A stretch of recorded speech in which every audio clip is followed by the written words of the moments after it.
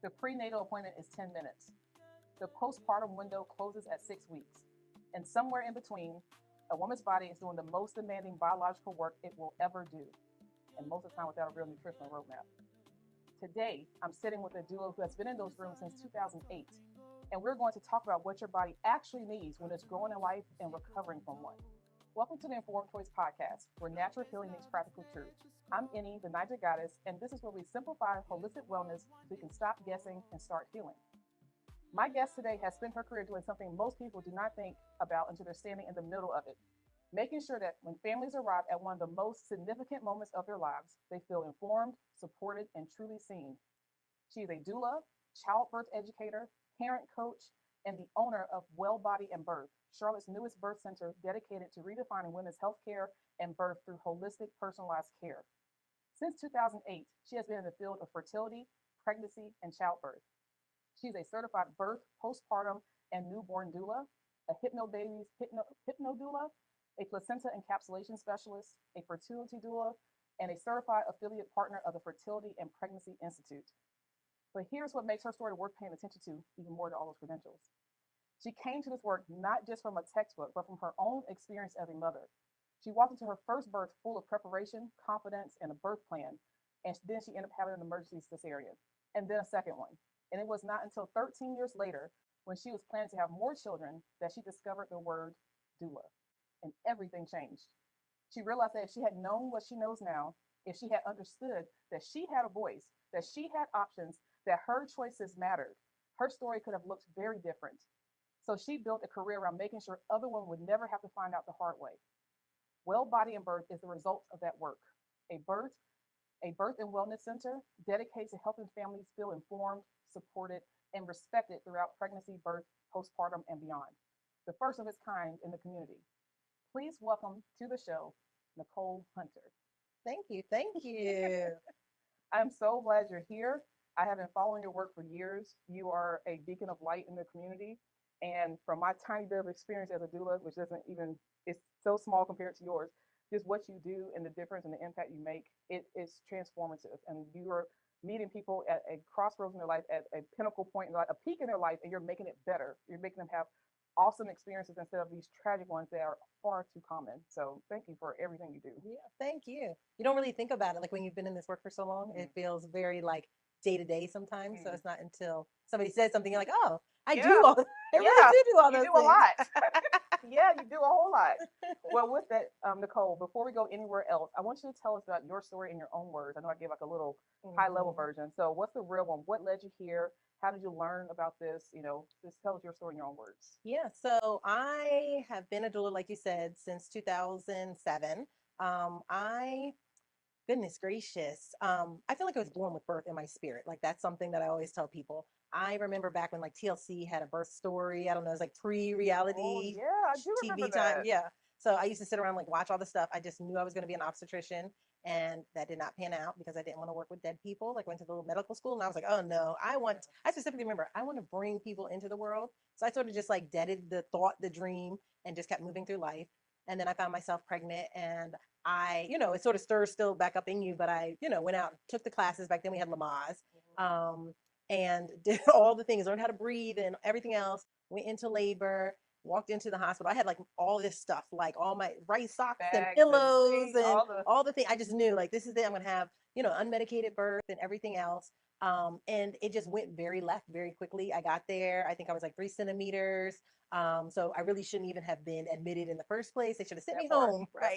They should have sent me home, but it's like, come on in. And then immediately within like less than an hour, like, oh, you're not progressing, let's go ahead and get you on Pitocin. But like, you don't really, it's a doctor, right? So you don't really know, like, no, that's not what I want. So it's like, okay. And so then the Pitocin hits, and I'm like, oh, all this went out the window because now you can't get out the bed. You can't. So everything I had learned, everything I learned in class didn't matter anymore. And so, ended up on the Pitocin, went ahead and got the epidural because I'm now stuck. Yeah. And so I had a husband who he didn't know any of the stuff one way or another. All he knew was the epidural needle was big. And that was all that's all he recalled. They always say, like, whoa. Yep, that's exactly what happened. And so very quickly, like my son wasn't tolerating it. So now I'm being flipped back and forth. I remember that I'm flipped back and forth. And then they rushed in and said, you know, baby's hard to decelerating, so we're going to just go ahead and do a C-section. And magically, my husband had went across the street to get food, so he wasn't even in the hospital. My mom happened to be there, but I remember they turned to her and they said, "Can you run?" And then that was it. We were out the room, emergency C-section. My mom, "Can you run?" So, and my son, the cord was wrapped around his neck, but what I know now is that would not have prevented like a vaginal birth. So I just believe it was like a lot of the interventions, not allowing my body to do any of the things. I didn't know what questions to ask or who to ask or any of the stuff. So you sort of go along with it. And then I had another one, and that one was the doctor just sort of said, "Oh, yeah, you had a C-section, just have another one." So, oh, okay. Like, once again, you don't ask questions. That one was scheduled. And then I went for a third one, but I ended up having some fertility challenges. So I had secondary fertility issues. And with that, I knew I'm not going to have another C-section. Like, I went into it very determined, like, nope, not going to do this. My doctor at the time was sort of like, "Oh, if you get pregnant again, we're just going to go ahead and schedule a C-section." And I was like, "Oh, no, I'm going to go to a different practice if I find myself pregnant again." And so, in looking really through Facebook and all the things and looking through VBAC groups, I kept coming across this word doula. So I'm like, what is this? What is this? And so when I looked it up and realized, like, oh, I technically had been doing this unbeknownst to me for friends and family. I was showing up for them in that way. I just didn't have like as much of the knowledge and everything else. I immediately just training, certification, and then it just sort of kept going, it just snowballs into all the things. So yeah. Yeah, and it's so glad that that didn't traumatize you or just turn you off, that you decided to flip that around and actually help people so that they can have a choice Yeah. and just have more knowledge and not feel like you kept saying stuck and trapped. Right. That's Yeah. how you, that's And not how you want to feel when yeah, you're trying to give a life. exactly. And that's what I tell people. Like, you know, my desire is regardless of how birth turns out, if it takes a detour, a lot of times it doesn't go as planned, and that's okay. But having a say so in it and knowing what's happening to you and your family is like the important part in all of it, because we don't have any control. Then you walk away. You know, even when I go back, I still have my records from back then. Like, it saddens me to read like my, you know, technical birth story. And so like we only get one chance to do it. It's not a repeat. You can't pause it, rewind it. Like, And go back so, inside, let's try it one more let's time. try this again. Right. And the same thing, like as your kids get older, now mine are in their 20s, but they ask, you know, like, "Oh, my son, he just turned 23." And he Look at said, her baby face. Y'all see this? "Thank you." Yeah, he just turned 23. And he said, "Oh, do you remember when I was born?" And it immediately just comes over you because, yes. And, you know, while it was a exciting day, it also was not so exciting. There was some trauma around there that I didn't even realize I had until I became a doula. So, And a cesarean is absolutely major surgery. yes. I mean, they're moving organs out of the way. Yeah. And so the recovery process, like you're not able to be as present. Like when you have a natural unmedicated birth, you can be right there with your baby same day, Yeah. really. Yeah. But you have 6 to 8 Mhm. weeks of recovery, Yeah. kind of bed bound Yeah. because you had major surgery and you have a life that's dependent on you. Yeah. Yeah. Recovery was very hard. And I remember even Both times. immediate. Yeah.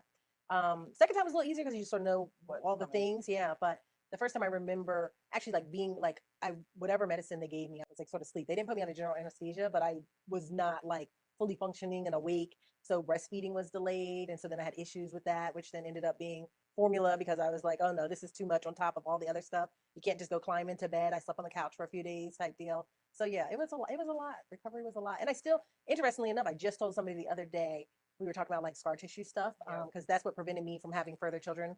Was my fallopians were tubed from scar tissue, something they never told me. Like, now you have scar tissue, sort of like interweaved all throughout your, you know, uterus and everything else. And so I had to get surgery and things to attempt to have more children. But even in that, like sometimes when I sneeze, if I sneeze too hard, I feel it pulling literally on the side where they closed me up at. So I know there's still some stuff in there. Yeah. Okay, we're going to dig deeper. There's so much I want to say to that. So you have been doing it since 2007. What did you understand about what women needed in pregnancy and birth that the system was not providing? And has that changed at all in the last 17, 18 years? Oh my goodness. Education. Just not. I think the problem is, in my opinion, the hospital, they teach it from their point of view, right? So they're going to teach you what you want to know. But a lot of people think, "Oh, this free hospital class or whatever they're getting is enough." And there's so much more. And so education, I would say, number one, and support. A lot of times the people that we have in the room with us, one, our partner, they don't know anything. Nothing about having a baby. And then usually it's like a mom or a sister or somebody who has gone through this. And so then their birth experience is the only experience that you have. And so I think those two things are like the biggest piece. And so clearly the system is not providing all of the education, right? Because if they know that you are as informed and you have the ability to push, they don't want you to know that. They want you to be able to come in and follow the guidelines Yes. that they've laid out. They don't want the questions. They don't want to have to think about, and yet they want to be able to do their protocol their way and be in control of it, which from a human standpoint makes sense, but from a birthing standpoint does not. And I don't think much has changed. Like, there's some people that are starting to see some things, right? There's some doctors that are starting to realize, like, but is it enough? Not really. And then we're in the Southeast, and so I feel like we get a lot of this stuff later. You go to the West Coast, completely different birthing environment. Very true. Very, Yeah. very true. Yep. I just did a birth in Hawaii, and that one was very, very different. In And so, what way? there were things that they like. Some of it was worse than this area. Let's be honest. Some of it I was like, oh, I would like to go back home. But some of it, like, I don't know if you've ever heard of like microbiome seeding. I know you have. Never mind. I'm forgetting who I'm talking to. She has heard of it.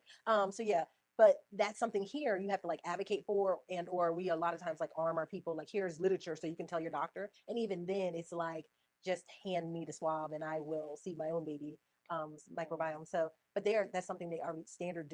If you get a C-section, then yeah, they will they just offer it up front and things like that. So there's certain things that they move that were a little bit more natural minded, and there are other things that I was like, oh, this is not normal. So yeah, but that's a good point about regionally how it is very, very different. Yeah. I didn't think about that mm-hmm. because I'm been focused in the Southeast part, Yeah. but when I've seen it elsewhere, I'm like, this is very different. Sometimes for the better. West Coast was definitely for the better in a lot of ways, but other places like yeah, it all depends. Okay, well, the word doula is something a lot of women have heard but may not fully understand, as you know. What does a doula actually do that a midwife, an OB, or labor nurse does not? So a doula does nothing medical. So that's number one. I don't desire to catch anybody's baby. I don't want to check a cervix. I don't want to do any of this stuff. Nothing medical. I always tell people I'm that middleman between Google and calling the emergency nurse line, right? So like Google's gonna take you out. But the everything's not important enough to go to the emergency nurse line either. So check in with your doula. We provide evidence-based support. We're going to help the education piece, and then we show up typically when you're in labor and follow you through on the birth side. And that's sort of, doulas, they cross, like you said earlier, I'm doula in different places. So even in the fertility space, I just walk alongside the person, helping them, same thing, education, support. I'm that person who bounce things off of. Same thing, postpartum and newborn, show up after baby is born and just provide support in that way. So yeah, she's saying just in a minimized way. It's not just. She's doing a great deal of work because especially like in my again, limited experience with first time moms, they're so scared. And even if they have a support system, like with their partner, he has no idea. And to have someone there who's truly her advocate when she can call at any time of day or night, 24/7. when she's scared, when she's like, am I going into labor? And you're like, no, you're not in labor at all. Like, stay home. We're going to go through this. Yes. And just having a truly supportive person that is informed, that has your back, that will help you if you decide to go to a hospital, follow your birth plan as much as possible to make sure that we limit or prevent any interventions. It is so important, the work that's done, not just physically being there, but the emotional and even spiritual support that is given that makes the woman confident in her ability to do what is natural for our bodies to do. Yeah. The ability to empower. Yeah. I like when you do that. Your work spans fertility coaching, birth support, postpartum care, and newborn support. Most practitioners stay in one lane. What made you build across the full arc? I think when this is a passion, it just keeps going, right? Yeah. So I started off like birth, this is it. And then I went to the birth doula training, and at the end they mentioned, oh, postpartum and newborn doula. And I'm like, oh, I hadn't thought about that. Okay, I'll be back for that one. And so I immediately signed up. I go to the next one. And then that was great. Then when I realized, through my fertility journey, who do you talk to when you're having fertility issues? Nobody. You sort of close yourself off. Nobody knew about it except for my husband, my mom, and a prayerful best friend. And that was it. And so I didn't know like who to talk to, any of the stuff. So that made me start looking into that. And oh wait, there's a fertility doula too. So let me go ahead and do that too. And it just keeps growing from there. Like people were coming to me for placenta encapsulation, and I was sending them elsewhere. So I was like, oh, let me look. Okay, I can do that. Classes sort of late. Somebody asked me, can you teach a class? I know this stuff. Let me see. And so they gave me their material and I started teaching. So now I've created my own material.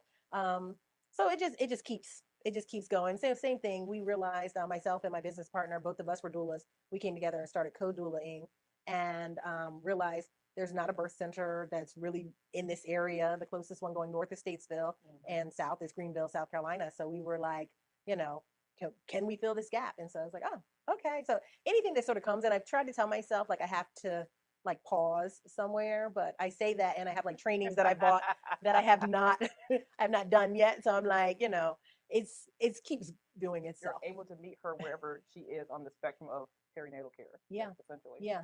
So Yeah, that's so powerful, yeah. and it's very unique because again, most people just kind of stay in one lane. And I have you're the first fertility doula I've met, and I've met one death doula Yes. because that's a whole That's another lane. Yeah. yeah. Yeah. But everyone else is pretty much either postpartum or birth. Yeah. For Yeah. the most part. Yeah. Yeah. So that's amazing. Well, speaking of your uniqueness, you offer Hypnobabies Hypno Doula support. For a listener who's never heard of that, what is it, and what does the evidence say about how the mind's relationship to pain actually functions during labor? Okay. Yeah. So Hypnobabies is specifically a like registered trademark, like a company that actually has created their own hypnobirthing program. So there's hypnobirthing and then there's hypnobirthing through Hypnobabies. So I'm certified with Hypnobabies specifically.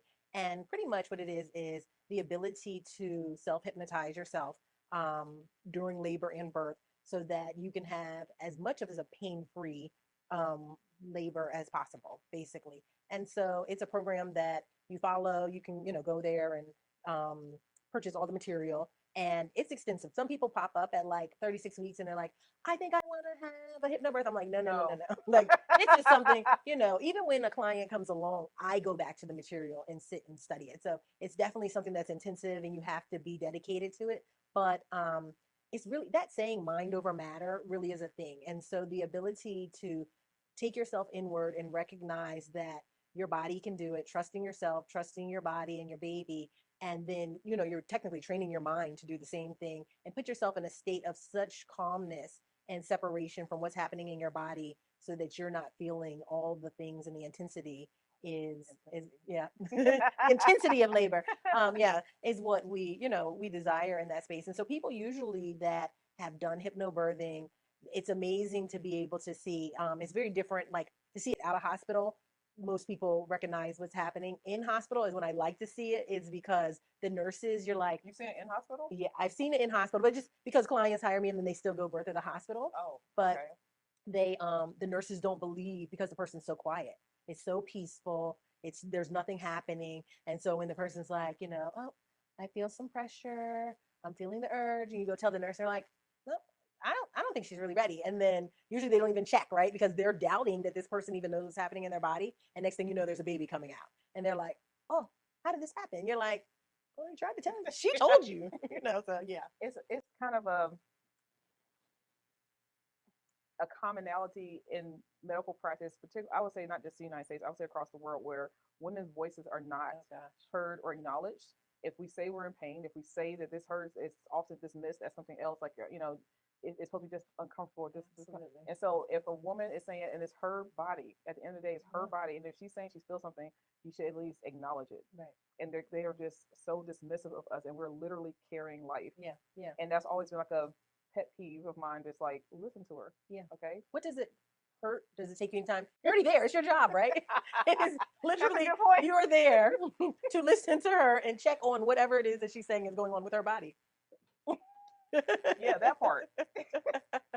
and so I was not the doula, but I have seen a hypnotic birth, and that was amazing because I've known from other stuff from school and whatnot that the way you see it on TV, like you're screaming and all this and that, I'm just like, all this dramatization. It is not that. It doesn't have to be that. No. And I'm not going to say there aren't situations where that can be the case, but I'm just saying that should not be the standard. Yeah. And then I think people see that from childhood on. That's what's in your mind. That's the fear. And you have to overcome that and understand that your body is really designed to do this, and you can really take power of that. And then I've seen these things called orgasmic birth. Yeah. I haven't seen that in person. I've only seen it in video, and I read the book and whatnot on that, and just it's amazing what the mind can do, and it's actually a beautiful experience where it's actually like an amazing orgasmic feeling to birth this child. Yeah. And then you have on the other side of it where it's like, instead of me feeling the pain here, I'm going to squeeze a cone and just divert pain somewhere else and focus the pain here, so that I don't focus on the pain here. Yeah.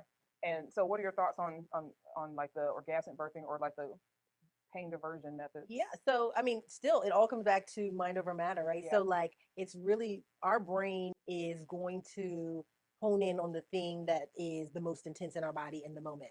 And so if you can shift your brain from not saying, oh my goodness, this is so painful, I can't take it, to something else, then it will listen. You can train it to do it in advance with like the hypnobirthing, orgasmic birth. I actually have met the lady who Oh, you did? created the program. Wow. Amazing, amazing. Her birth story is amazing.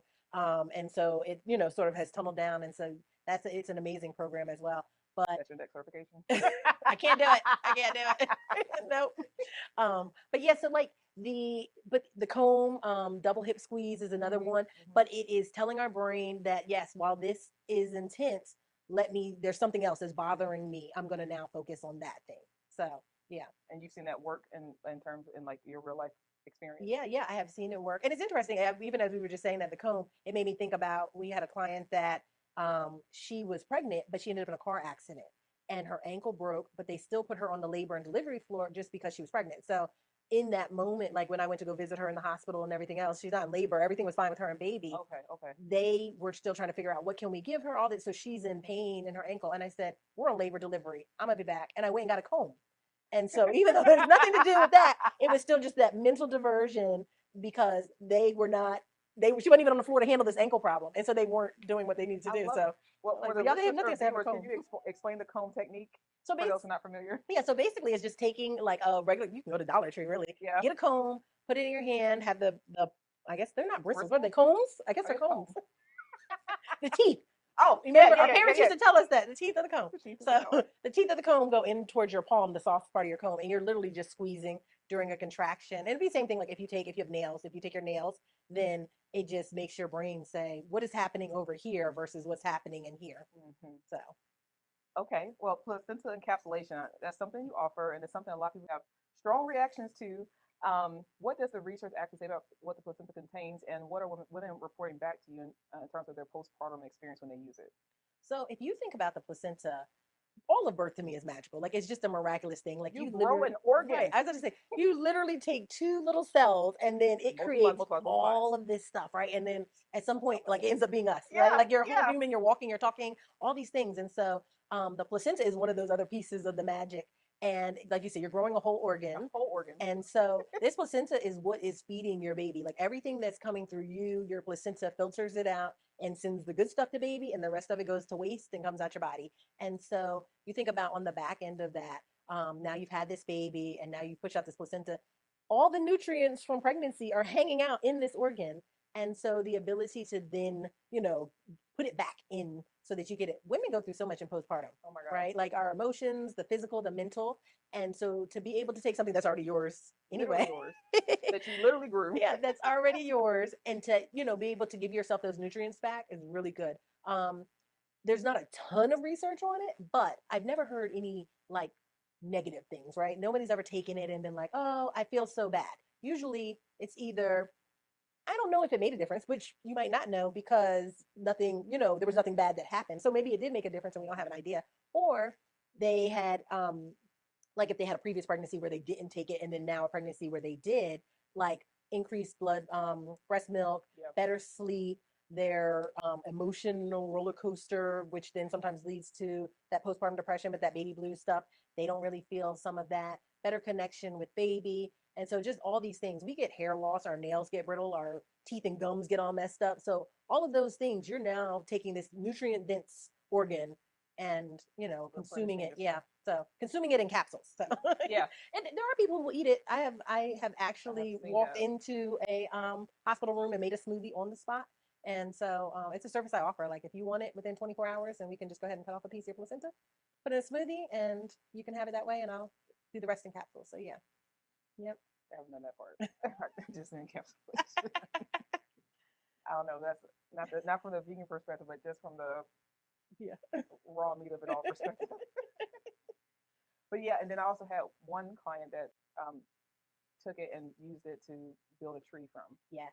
Yeah. Mm-hmm. You think I can't wait to see what that tree. The tree of life. Yeah. Right. Literally. Yeah. And I remember my first placenta. First of all, that's your organ. They don't have to take it. They make money off of that.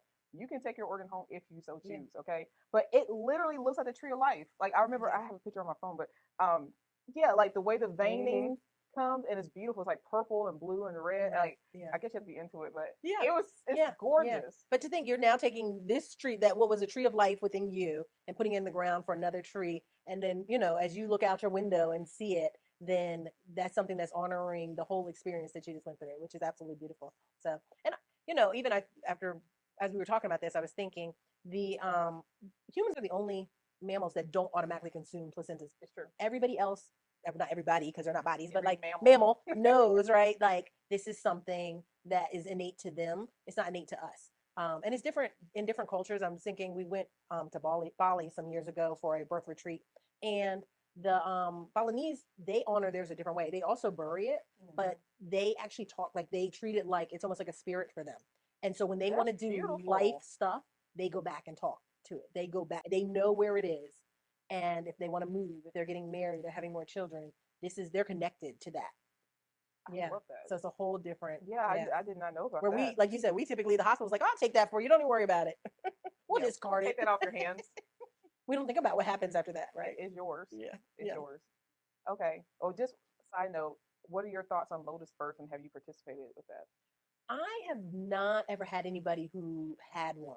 I'm familiar with them, but I don't know that anybody has actually done one. Usually, if we do see it, it's in the home birth side of things. Yeah. The hospital, you're gonna have to fight them to keep that placenta attached. So that part. My one in-person experience was definitely a home birth. Mm-hmm. I was not the doula on it. I was just present. Okay. And it was just really cool. And they ended up keeping it attached for 4 days. Yeah. That's when they felt like the cord was hardened enough where it didn't necessarily fall off, but it was hardened. Okay. But I guess some people might liken it to so essentially, just for people who don't know what it is, and just explain it real quick. So it's like the placenta comes out, and it's the umbilical cord is still attached to the baby, and you leave that in the same thing. Now you have to be careful with it because it's still a bleeding organ. It can get a little smelly, so you have to have the herbs and the cheesecloth and all that stuff, and change it regularly. And you just that stays with mom and baby until it falls off naturally. It takes like a week and a half, or you can just choose to cut it at any point. Yeah. And it's beautiful because it makes sure it gets all the nutrients out of the placenta into baby. Yeah. That's the premise of it. Yeah. What are your thoughts on it? I don't know. Like I said, I don't know anybody who has done it. And I don't know how many of those nutrients get to transfer. That would be my question. Only because you can see it. You can see them transferring. But now I need to see somebody who had a lotus birth. It was really cool. Like you could really see the blood was still okay. Because I know, after the blood flows, like after birth, usually 3 to 5 minutes or so, your cord, your cord is going to go white. So I have had people who left everything still, like I want to wait till my placenta delivers. I want the cord to be white, all of that. So they don't necessarily cut the cord for about 30 minutes or so.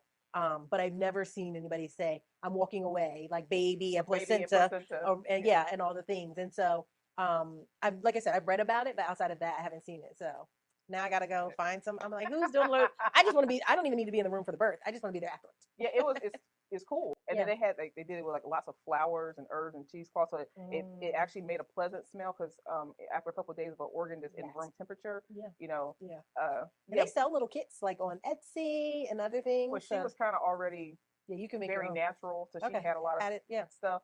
But yeah, that's cool to know that they have kits. I didn't know. But you can be a whole business because nobody in Charlotte sells a kit. So if you would like to start selling the kits, like they don't have to order it online. Add that to my apothecary. Yes, there you go. I never considered that. Maybe.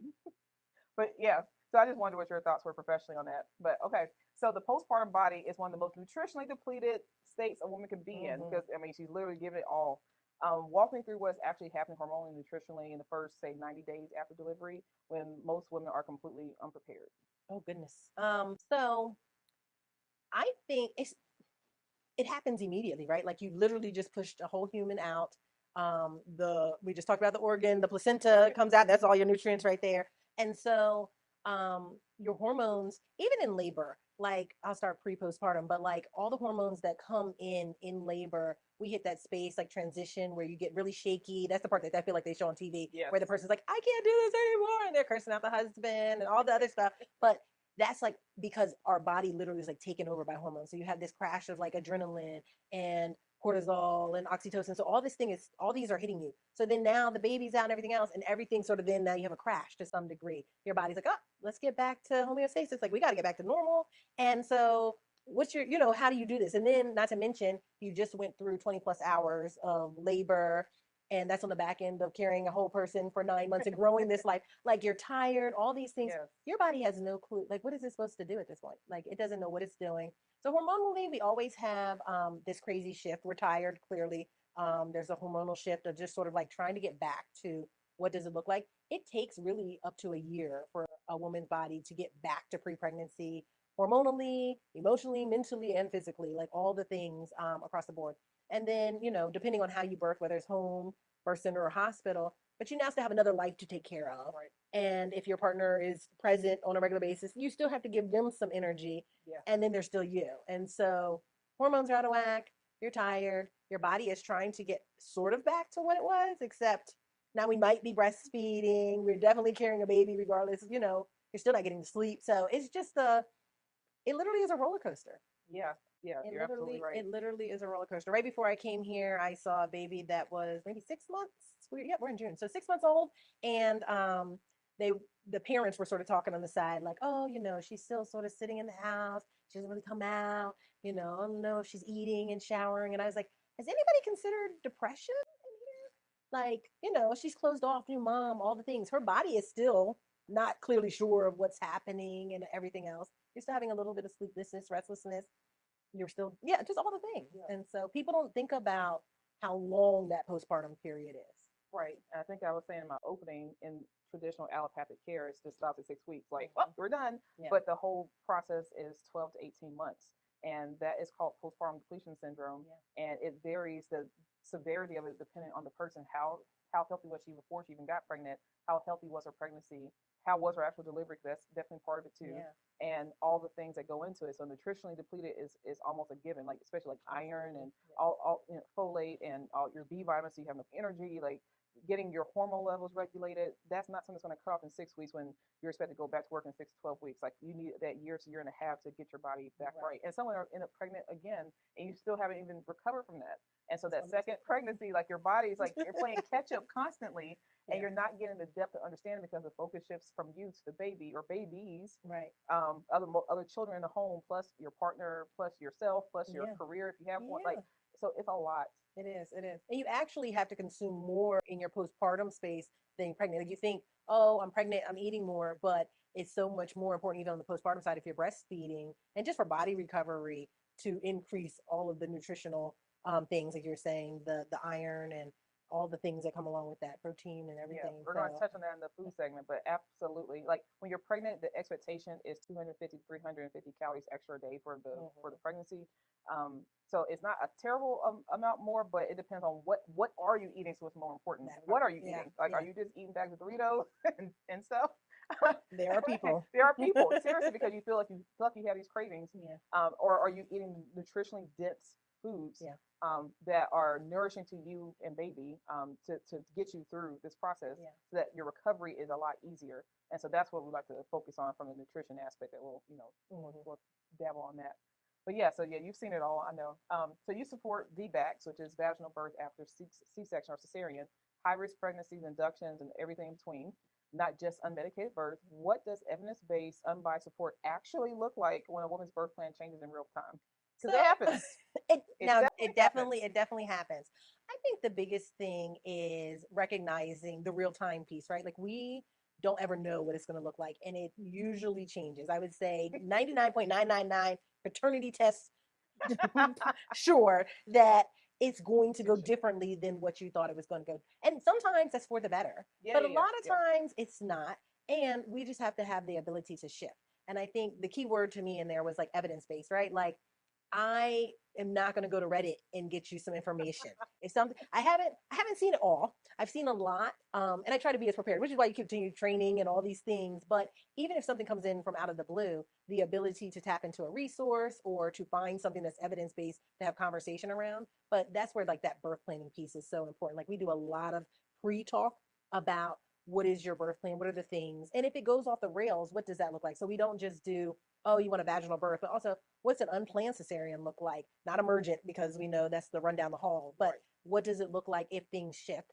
And then what are the things that are really, really important to you? What are the things that stand out? Because then we can come back and really hone in on those.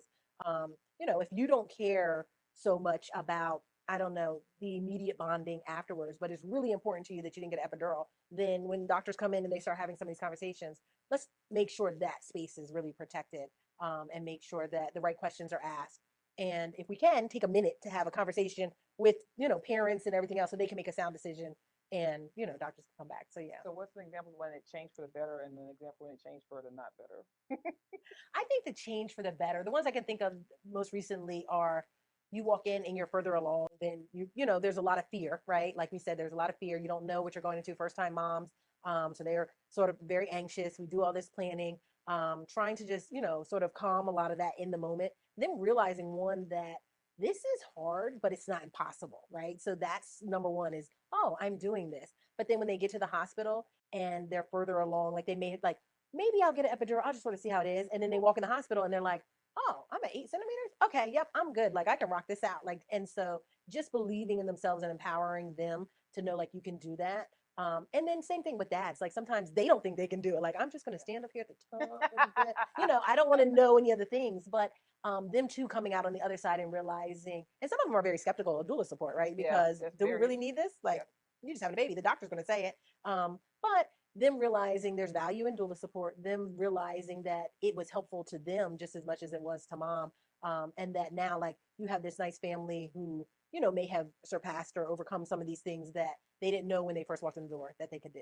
Yeah, it makes all the difference in the world. Like, okay, well, I can go on so long on that. Okay, all right. So for the woman that's had a difficult birth and felt dismissed by her care team, and is still carrying that experience in her body, what would you say to her about what she went through and what healing is actually supposed to look like? I think validation is really important, like making sure that a person is heard, you're actually listened to, you're understood, and whatever the experience is, like, to be able to respect it. But recognizing, like, whatever a person went through, it's real to them. Like, perception is reality. I tell people that all the time. Like, regardless of, there are births I've walked out of that I thought were wonderful, and moms may not have felt as great. There are births I walked out that I thought were really bad, and they're like, this was amazing, thanks so much. And I'm like, oh, I was processing it completely different. But I think whatever it is that they're feeling, making sure that they know that what they felt was real, and validating that, and then leading them to the right resources. So I think that's really important. It's just them knowing that there are people out there that can help. So there are a lot of people that offer therapy in that space. There are mom groups. So people, you can touch base with people that have gone through the same things and actually can hear you. And I don't know, healing is not linear, right? Like, it's not going to be linear. My path from A to B is maybe different than yours, which may include A, B, C, and D. And like I said, even at the beginning, like, I still look back at my birth stuff and it saddens me. So that lets me know, like, I know there's still some stuff, but it's probably lifelong stuff. It doesn't stick with me every day, but it was an experience, and our body literally keeps score of all of the things that we go through. And so it holds on to some of that stuff. And so we just have to recognize, like, it's there, and we do any kind of work that we can to heal it. Yeah. So true. And I think specifically for women and women of color, when we hold on to a lot of emotions like that, that is one of the contributing factors to fibroids. Like, there's the excessive estrogen component, but holding on to those repressed memories that, like, of trauma is a big deal. That's like a common thread around a lot of women that have fibroids. That's something to be aware of. And if you know that you've had that kind of experience and you also have fibroids, that's something to kind of look into, because that's not something that's talked about as much. Yeah. So yeah. So you serve Gastonia in the greater Charlotte area. For a woman who has never worked with a doula or does not know where to start, what does the first conversation look like, and what should she expect? Well, the first start, I think, is Googling doulas in your area and then reading, right? Reading what it is, because every person has usually like a bio or something on about me, reading and see if any of that resonates with you, and then being able to contact them. But then I think definitely have consultations, and possibly with more than one person. If a person doesn't offer you a consultation, then you probably should not just be like signing on the dotted line. Like, there are people that, oh, I hired this doula, and then their experience may not have been as great, but they didn't really know. And then when you have the conversation, come with questions, listen to whatever it is that they're offering, and make sure it still lands with you. Maybe walk away and go let it sit with your spirit.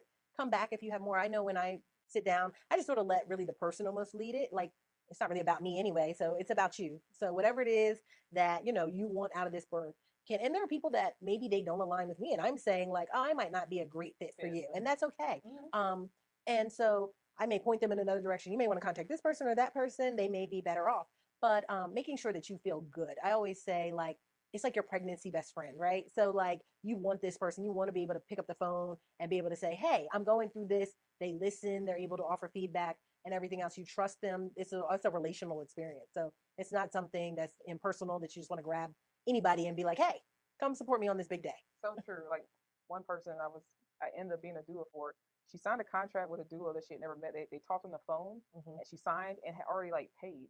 Mm-hmm. And then it was like the doula said, "Yeah, once I don't meet you until you're at least 36 weeks." And then I didn't get it. I'm like, what? Yeah. It didn't make sense. But and then so when I met her, I just said I'm gonna. It was some other stuff going on. So I'll be there. Yeah. You know, like it was terrible. It's I'm like, so who's terrible. doing that? But you know what? There are now hospitals trying to create doula programs where they have doulas on staff.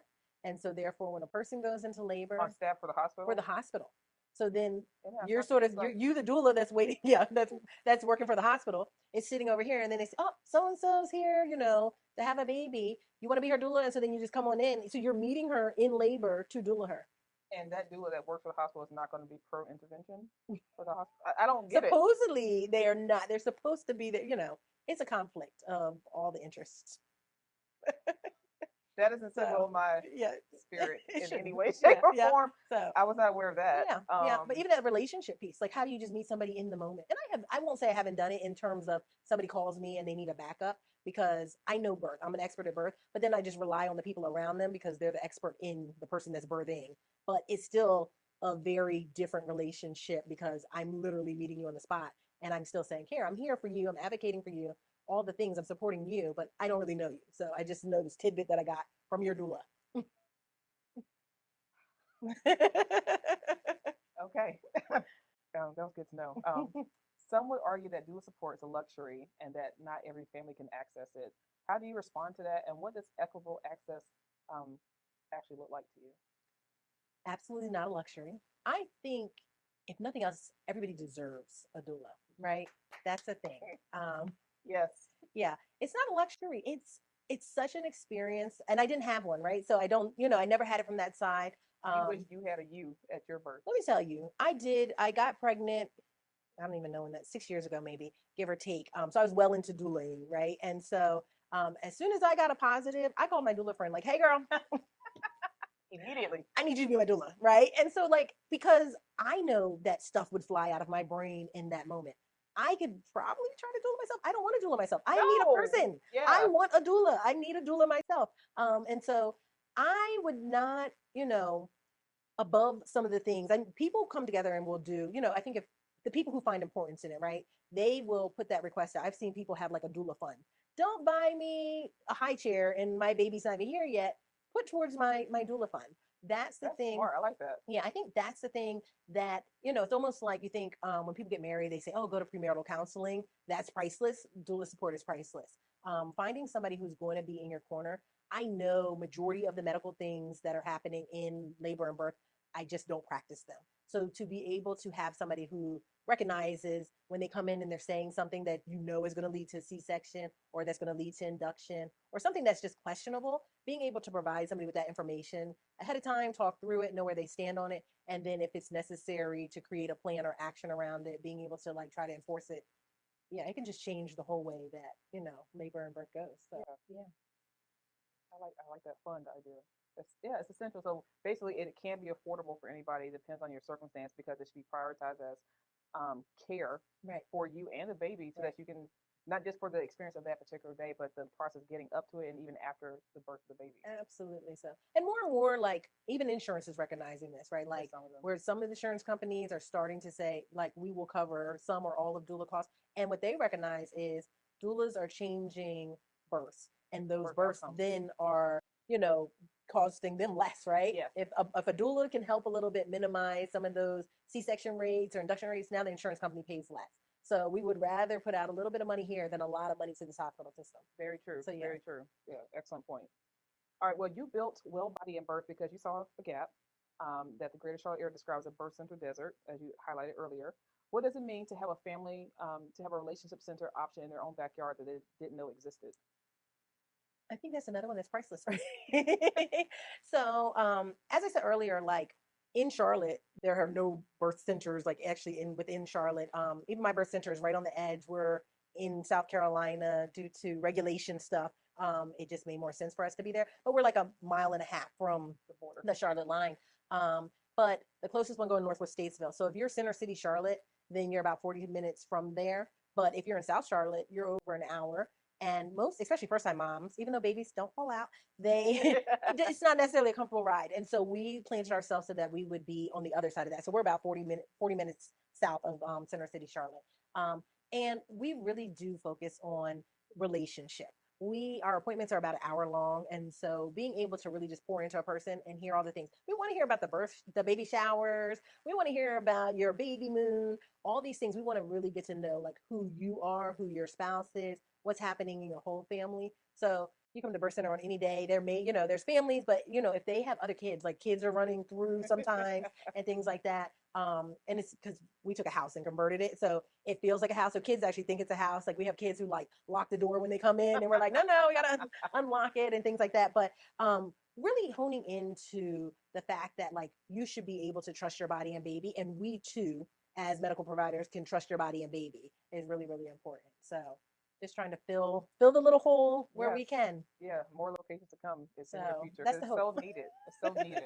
And it is tricky when you're on the holistic side of things, particularly in North Carolina. Like they just are very anti-holistic, so you have to find creative ways to give people options so they can have informed choice. Absolutely. So one of our last questions is that you provided us is, what does truly supported care look like? I think truly supported care looks like somebody holding you in their hands as if you were their own. People miss out on that emotional connection, that relational connection.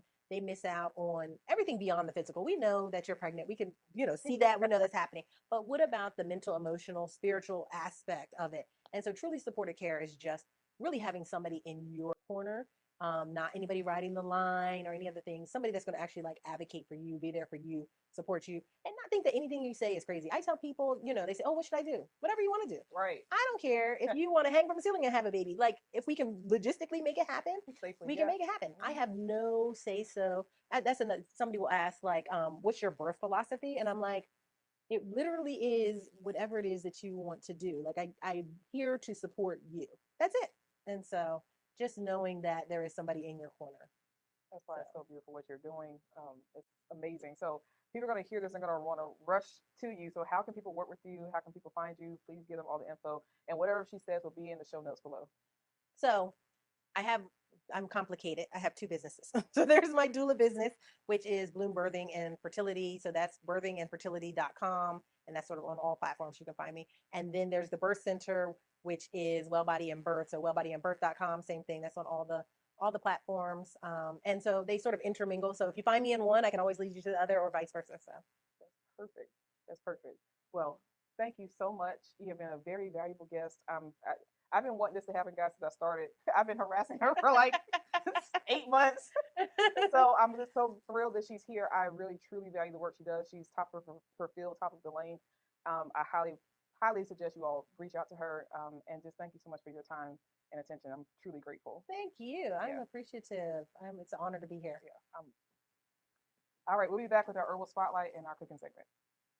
All right, so we are back with our Herbal Spotlight, and today we're actually doing a mineral. And this is also self-promotion because this is my famous sea moss here. I do purple and gold sea moss. And the reason why this is good on the spectrum of perinatal care is because this has all 102 minerals that your body needs.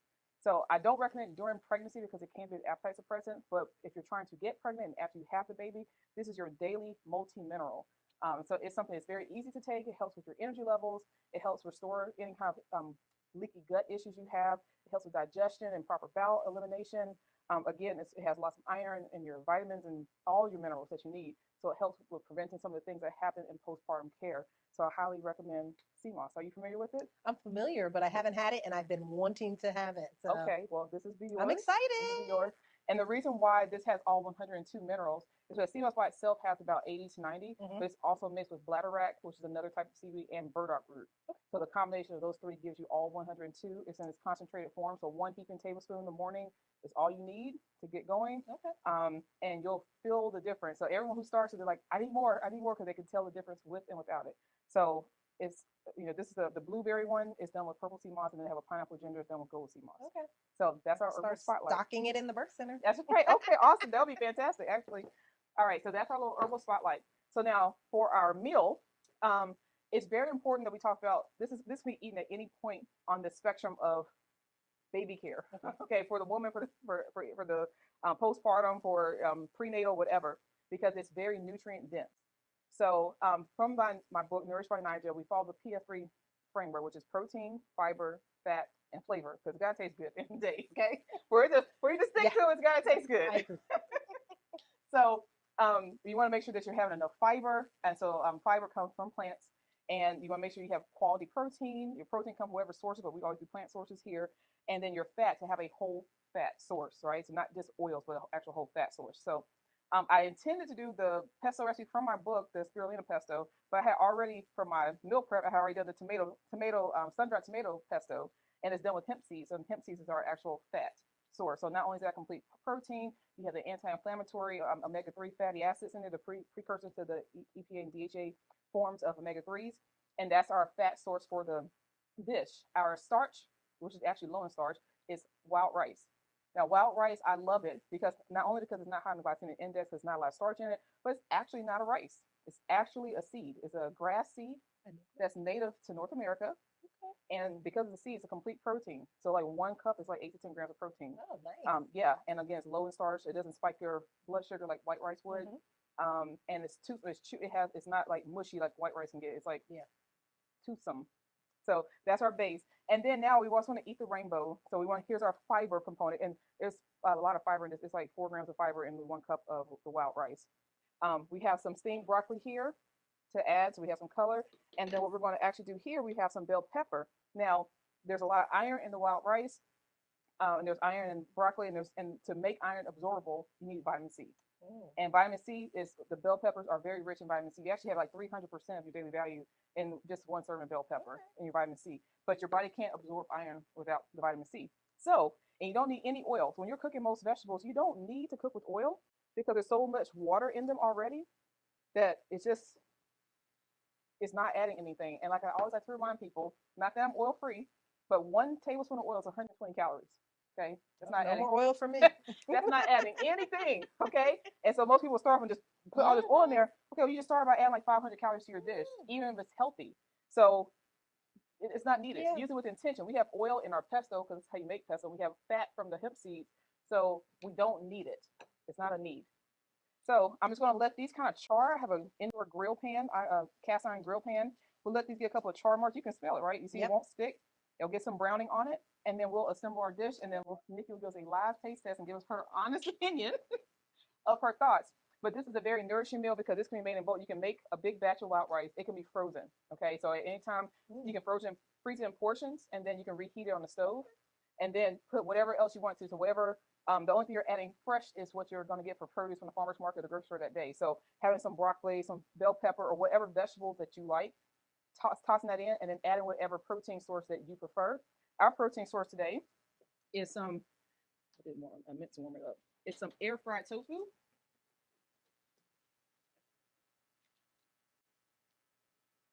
And we're going to toss the tofu in the pesto sauce. So while that's kind of charring, I'm going to toss this around. And so all I did with the tofu, I just broke it into different pieces. And there are different types of tofu. You have some with soy, some with fava beans, some with red lentil, some with chickpea. You can some with pumpkin seed. So there's all different types. And I like this type of preparation method for the tofu because even if a person is not vegan, I know you're not, it feels familiar. Yeah. It gives you like I won't say chicken, but like a like a meaty feel. This may change things for me though. I think sometimes like, oh, could I do plant-based? And I'm like, no, because I'm not overly adventurous with food, as you know from my list. I did notice that. So I'm like, you know, it's just more about exposure. Yeah, And that's why the cooking absolutely. classes are always so helpful because people can see things differently because they've had an opportunity to try something Yeah. new and different. Yeah. So all I'm doing is just taking the tofu that I baked and rolling it in the pesto. And you can put whatever sauce you like. Again, I had already prepped this. Doesn't that smell amazing? It does. I was about to say, this smells so good. She's still looking skeptical. We're going to see No, it next week. no, no. I'm excited. I'm excited for it. So, and when it smells good, it just makes a difference, Makes it right? easier. Because like I didn't give you my extensive list of things I don't eat, but some of them are just based on smell. Like I don't do a lot of condiments because so I'm a person that's never had ketchup in my life, but it's because I can't get past the smell. I've never had coffee.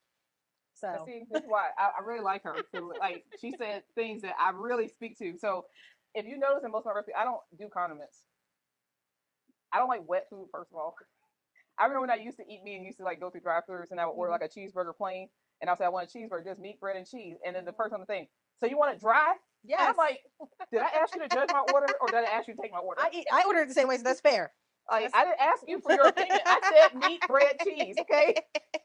That is so fair. They used to drive me crazy. That is so fair. When I was younger, my aunt, she didn't really like condiments, and then when I tried, I was like, oh, like ketchup, mustard, mayonnaise. I just couldn't get down with it. I've never had any of those in my life. Now going to culinary school, you have to, but in culinary school, we have to make it. So when I made ketchup, yeah, I was like, oh, this tastes good. When I had the stuff in the bottle, I was like, what is this disgusting crap? And the smell of it.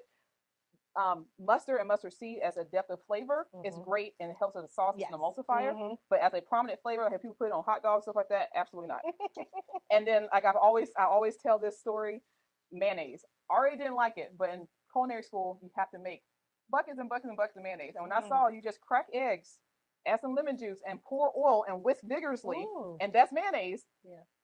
I said, this is not only is this not even healthy, this is disgusting. And the smell of the egg and the oil. Maybe that's why I don't like the smell, which is what keeps me from eating it. So well, I don't think you're missing on anything. So if now I might not go to culinary school. I thought like, oh, that would be a great thing to do one day, like in my retired life. I'll maybe go to culinary. No, I'm good. You're good. Yeah, because you have to. That's part of it. I'm going to heat up this broccoli on here as well. I had already just steamed it, but just so you're not eating cold food. But yeah, so and so no oil needed here. So that way, when you're adding the fat, which is more calorically dense, you're doing it with intention. So it's not like you can't have it. It's just like you don't want it on everything, right? So we have our fat here in our protein source, and we have this is also a protein source. This whole dish together is like I think it's 42 grams of protein. Oh, good. It's 15 grams of fiber. It's really high in magnesium, your iron, your B vitamins. So all the things you need to nourish your body from baby, or with baby. Is all in this very easy dish that you can easily bulk prepare. I love it. You can even do frozen broccoli and steam it whenever you're ready. Like I said, you can do that big frozen. And when I make the tofu like this, I'll take 3, 4, 5 blocks of tofu, have 2 trays of it, and have it just baked off. Okay. And that way I can season it however I want. Yeah. And it's ready to go. Okay. And then you can also freeze that as well. Okay. I love that. And then for seasoning, because the last F is for flavor. This is like a blend that I personally like. Okay. I've seen that in the stores and I've never had it. So yeah, it's simple because when I had my restaurant, we kind of made something similar to this. It's just salt, pepper, and garlic, and in the right proportions. Okay. And it just makes everything like taste how it's supposed to taste. So now you can see we have some charring here. So without any oil, without having to go outside and turn on the smoker or the grill, right? So we see all these beautiful colors. So I'm gonna put just a tad more seasoning on it, and we're good to go. So I'm going to build a mini plate for Nicole. And as always, if the guest likes the food, they get to take it home for dinner. Oh, okay. I'm even more excited now. So I've already prepped our starch, which is the wild rice. Now, have you had wild rice before? I feel like yes, but it was probably like out of the pack, like the 96-second Uncle Ben's wild rice. The wild rice blend. Right. This so yeah, I say not rice. Real. Yep. Yeah. Okay. This is great. I literally was just on my way here talking to GPT about getting more protein in my diet. And I was like, my desire is like 60 to 80 grams because I've been researching some stuff. And we were talking about how all the things. So this right here. Yeah. Yeah. I'm excited. Very easy to do. We're going to get you going. So I'm going to give you one of these.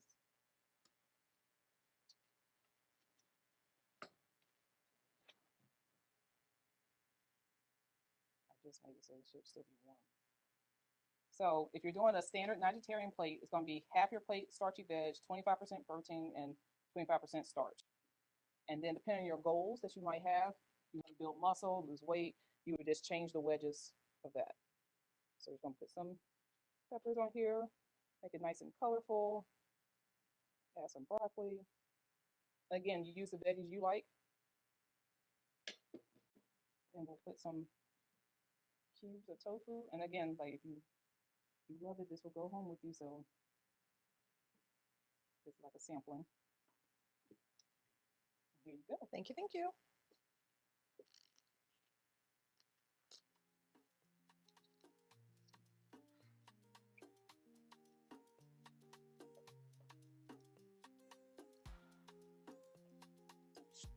All right, we're gonna see. Yeah.